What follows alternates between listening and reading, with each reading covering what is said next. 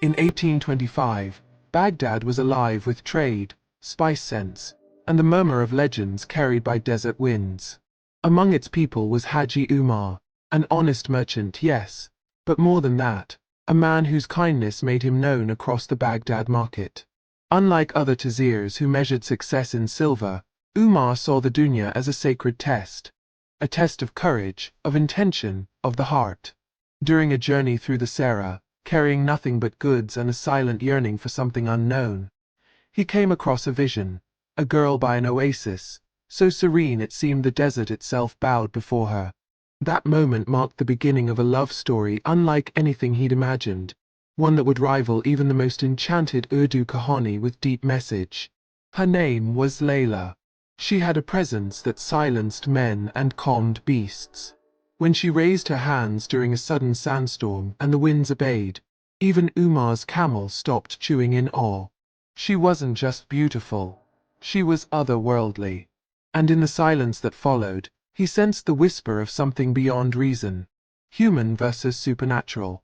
That night, sitting beside a fire under a starlit sky, she looked at him and said, "Not all beauty should be seen up close." It wasn't poetry. It was warning.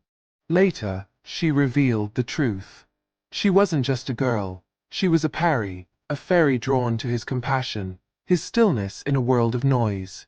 But there was a condition: if he ever saw her true form, their bond would break.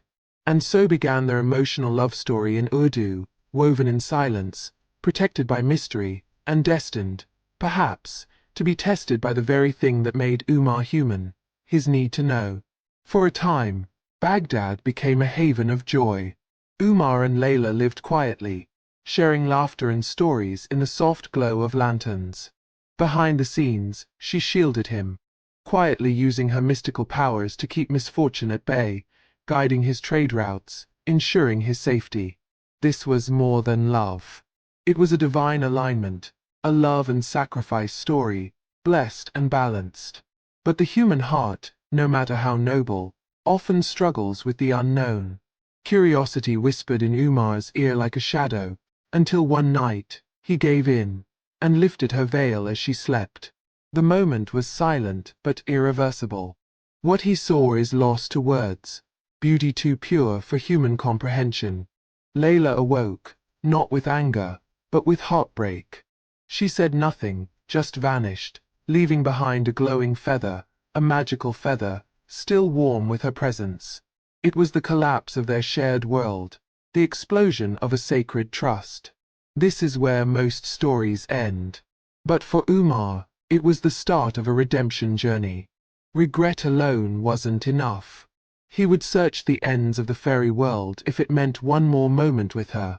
Carrying the feather, now his compass, he crossed deserts, storms, and illusions until he reached the enchanted realm. There, Fairy Queen Zoya received him, not with wrath, but with the measured gaze of one who has seen love tested and shattered.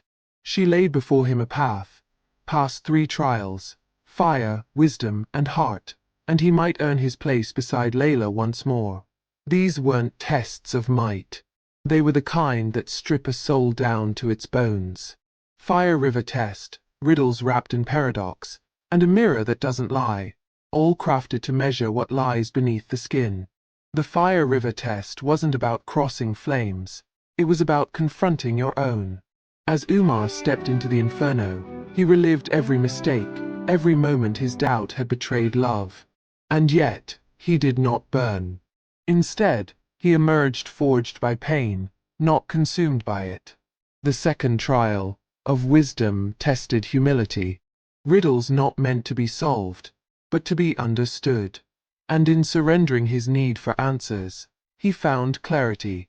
These were lessons not just for fairy worlds, but for ours.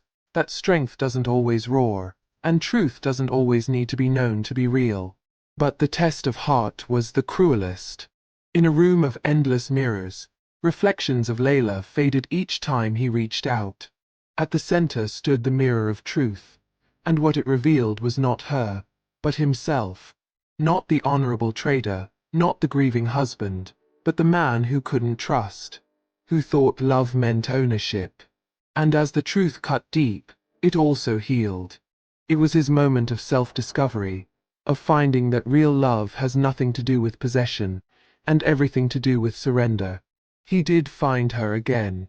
In a golden field, under a lavender sky, Layla stood waiting, radiant, ethereal, and filled with sorrow. She told him the truth. If she returned with him, he would die. Not as punishment, but as law. A human cannot live in the fairy world, and a fairy cannot truly live in ours. Her final act of love was refusal. She wouldn't let him die, even if it meant never seeing him again. She kissed him goodbye, left the now dull feather in his hand, and faded like a whisper. He returned to Baghdad, heartbroken, changed.